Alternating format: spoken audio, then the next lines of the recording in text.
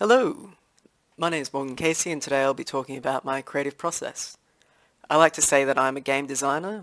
This includes programming, 3D modeling, animating said models, designing the styles, themes and mechanics, the aesthetic. So I need a wide variety of abilities to bring all of these together to build a solid project. My current creative process has multiple stages and techniques for each direction of creativity that I am going towards. For designing models, I like to sit and think of all the things that would make a unit or model cool. Like, what is cool?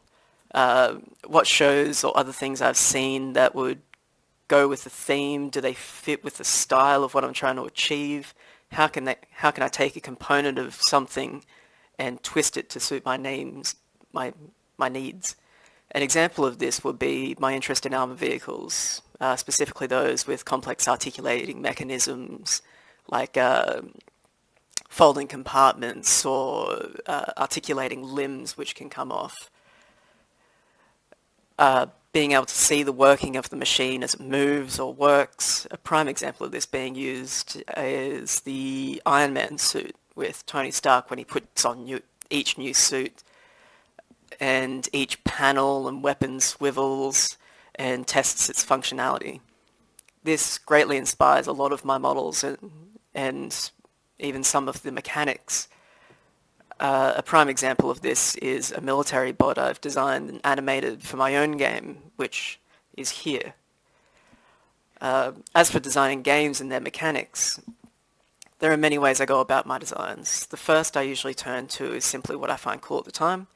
If I'm watching a movie, a show, or reading a book or comic, and I see something that makes me go, oh, that's cool, I'll oftentimes follow that up with the thought of, what if that situation was real? How would that work?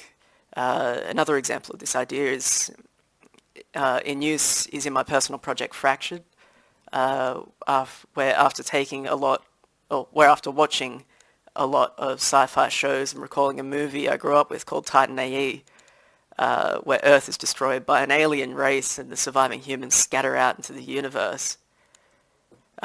Here's some images of that. I started planning and expanding on the idea of humanity abandoning Earth and living in space. What would they need to do to survive? What they would need to do to sustain their new life in space, including cannibalizing old machines that no longer function for use as parts of what they do. With this in mind, Fractured came to be, a space scavenging game where the ships used to escape Earth are now being combined to form space stations, and the player's job is to find derelicts and collect the components necessary for the stations to continue on living. This way of design I look at as inspired creativity, designing based on the thrill of what feels cool.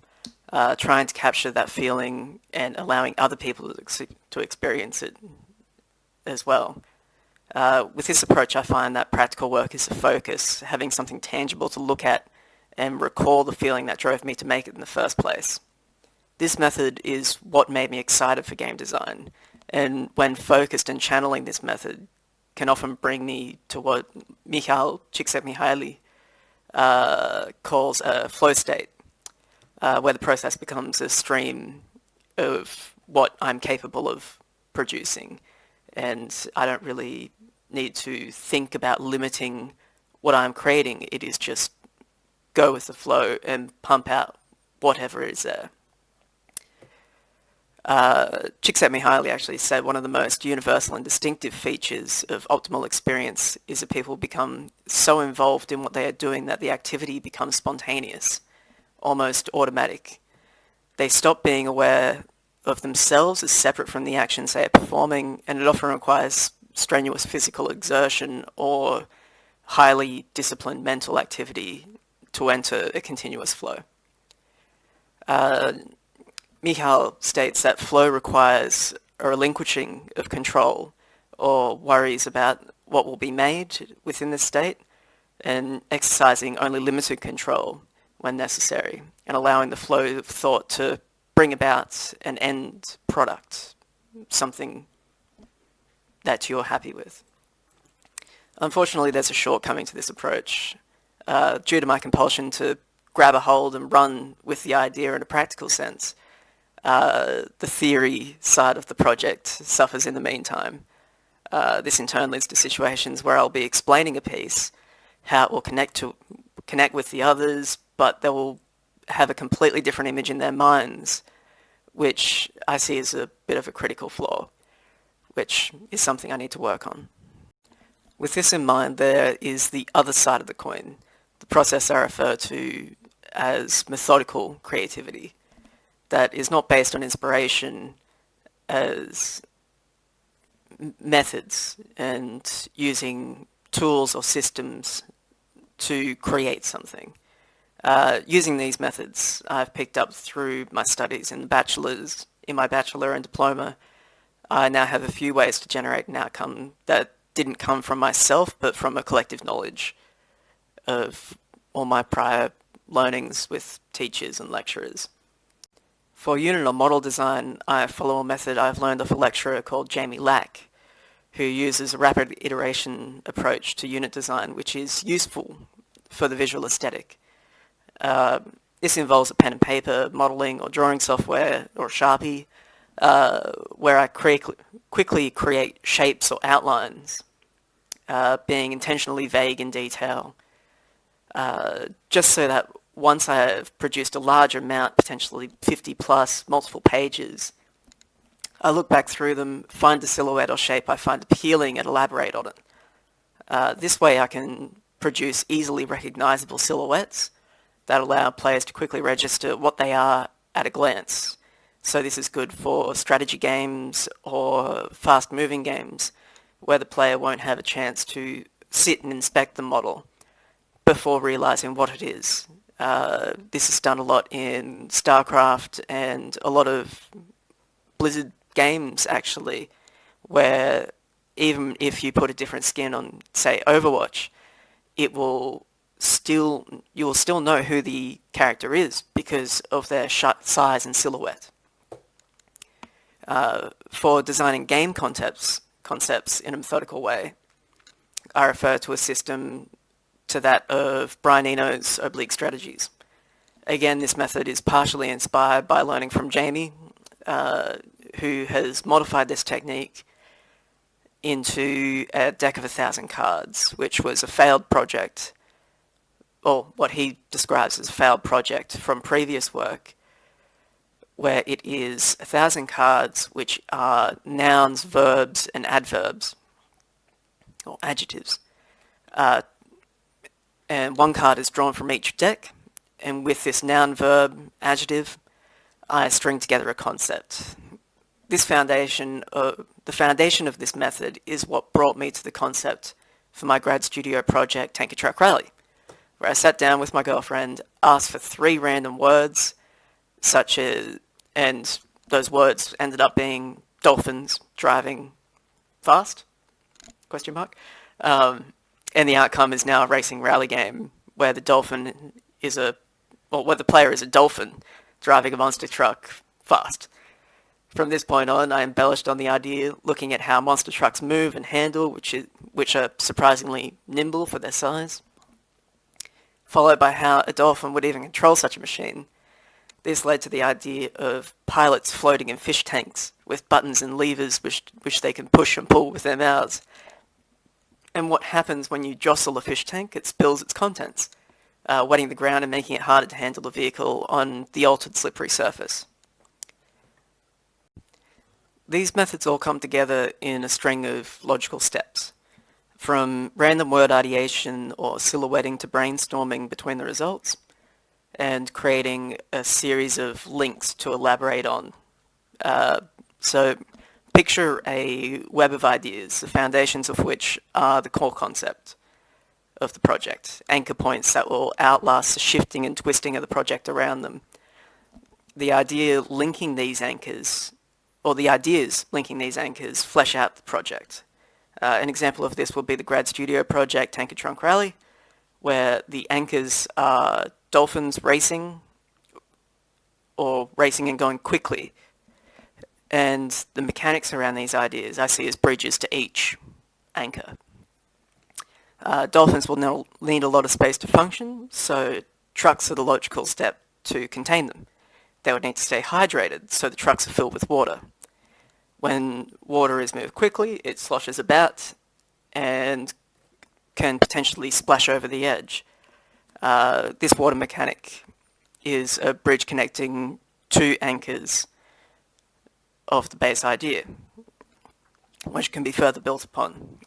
Similarly, monster trucks and racing, connecting those would be an off-road rally race with mud, sliding tyres, soft suspension capable of surviving the beating, and so on. Areas in which I need to refine my process would be not relying on inspiration when I'm developing these generative methods. An issue with my current process is that I want to rely on being inspired to make progress in projects. I find bursts of inspiration allow me to work very quickly on a component and get into a flow state, as I said, as described by MIHALY in his work Flow, The Psychology of Optimal Experience. As time goes on, the joy I get from using generative techniques has actually increased, and I find myself getting into the rhythm of flow from this kind of work, which I'm quite enjoying, especially when I collaborate with others and brainstorming with another person. Another issue with my creative process is I need to sort of relish in the creation process itself and not fear judgment from other people, which I have a habit of doing. An issue with my process is that I no longer have a large group that I can collaborate with simply because I'm living away from people. This doesn't pose an issue at first, but further into projects there is a war where inspiration plateaus, but the will to continue persists. However, the creeping ideas of if the project is worthy to reveal to others appear, stifling progress even more and making burnout inevitable. This issue was referred to in a graduate seminar in the past few weeks about procrastination and the fear of judgment, the idea that work not done cannot be judged. And so to avoid judgment from others, I stagger my work and delay it. This is an area in which I need the most refinement to share the work I'm doing and get feedback from neutral parties, completed or not. Then build upon this feedback to progress past this block. With future projects, I plan to be more open with my work that I'm doing, although I have the idea of keeping my work private so as not to be copied or used without my permission. The goal of creating games in the end is for people to enjoy and come together. So this can't really happen if the practitioner is unwilling to share what they've created and just allow it to happen. For future projects, I plan to be more proactive, setting a time and day to do a task and do it. With this in mind, and believe that collaboration for future projects will be a great step in the right direction as I can bounce off other people, and it sets a sort of informal timeline. I need to break myself out of the shell that I've built around me by my own drive to be a solo developer. For my projects, my main goal is to emphasize the theoretical side of my design first and allow others to see my thoughts as I've been unable to do before. The idea of spreading the concept more so than a product to me has always been one that I've almost been fearful of, as I've always believed that showing, not telling others, is the key to transfer an idea from my head to theirs and get people excited. Ironically, I'd not thought that documentation could fulfill the role, and that is short-sighted on my side.